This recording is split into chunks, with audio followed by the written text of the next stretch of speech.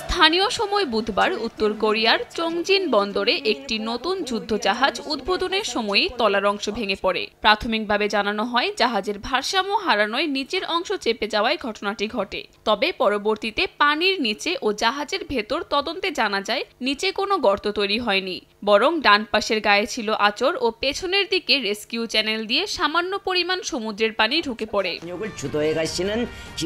দেশটির রাষ্ট্রীয় বার্তা সংস্থা KCNA জানিয়েছে ক্ষয়ক্ষতির মাত্রা গুরুতর নয়, তবে নির্দেশনা এসেছে যারা দায়ী তাদের চিহ্নিত করতে হবে। এ ঘটনা ক্ষমার অযোগ্য বলে তীব্র নিন্দা জানিয়েছেন দেশটির সর্বোচ্চ নেতা কিম জং উন।